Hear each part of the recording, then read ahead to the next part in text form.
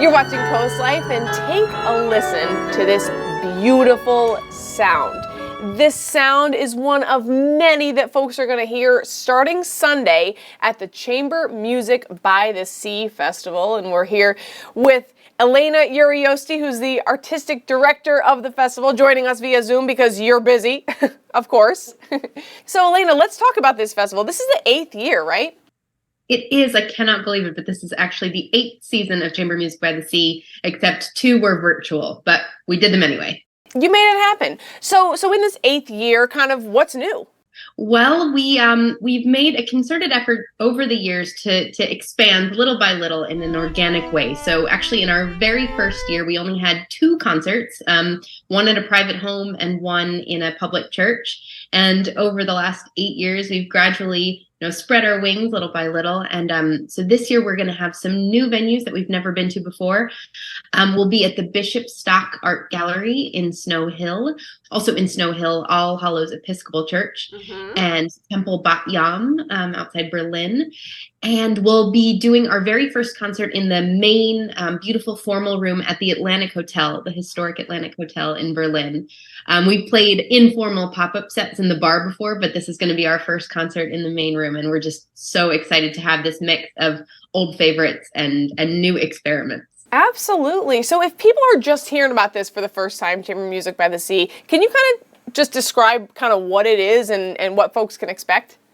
Absolutely. So in classical music, chamber music, for those who don't know, it's basically just classical music on a small scale, literally music to be played in one's chambers. So this means smaller combination of instruments. So a string quartet, or maybe piano and cello, or, combinations of piano and strings in the case of this edition of the festival. And every year I love to bring, some of my closest friends and most respected colleagues to this area where my parents have a home and where I've been visiting for the last 20 years. And I just, when I came for the first time, I just thought it would be the ideal location for a chamber music festival. It's such a vibrant visual arts community, and the people are so warm and trusting and really open-minded. So I just thought it would land really well, and it has. And over the years, we've collected a lovely following of music lovers and classical music newbies. And there's something for everyone, from old classic masterworks by Beethoven and Boccherini, and works that perhaps people haven't heard before, the composers Florence Price, the living composer Jesse Montgomery. And we just like to deliver our music in a warm and open-hearted way so that, seasoned music lovers and little kids can enjoy it. Yeah, that's awesome. And what's it like for you to play kind of in that more of an intimate setting? Oh gosh, I love playing chamber music because you can really, it feels even more than like in a big concert hall. It feels like a reciprocal process. So you can really feel tangibly the energy that the audience is giving back. You can work with your colleagues, your fellow musicians on stage in a much more sort of intimate way. You're sitting very close together. You're in a lovely space. So you can really feel the energy and the spirit of it all. And and I'm so excited to be bringing music to these new places like the Art Gallery and the Atlantic Hotel, because I feel like they're going to be great homes for this music as well. Totally. Now, it starts Sunday. I mentioned that. What's the schedule kind of like?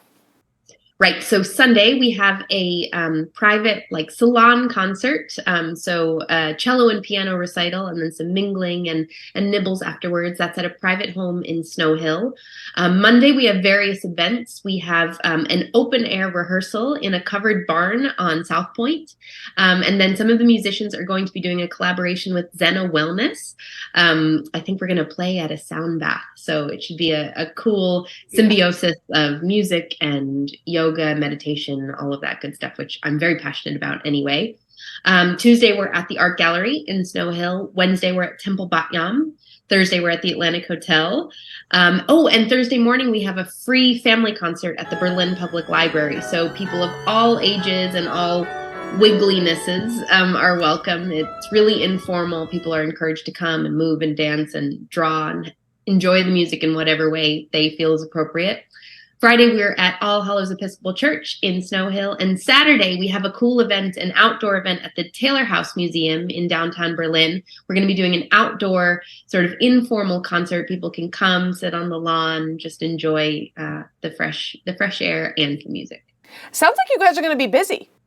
We're going to be really busy. Yeah, I'm saying it all, and I'm like, oh my gosh, that's a lot of things. And it's kind of a family thing for you, right? I mean, your husband's involved? Yes. So my husband is the wonderful pianist, Tom Poster. He's been coming to the festival for many, many years now, and he's become really an integral part of the music making and the spirit of the whole thing. My parents are like the primary helpers making the festival happen. My mom feeds everyone, and my dad, makes sure all of the venues are ready for us to go. So I couldn't do it without them. And it is literally a family affair. And then one thing I'd love to add is that the whole festival benefits the Worcester County Education Foundation, because music education and arts education are such important things to me. It was really important to partner with an organization, that centers around education. So all ticket proceeds will go towards the Education Foundation, providing continued arts exposure and education opportunities throughout the year. I love that you're doing that.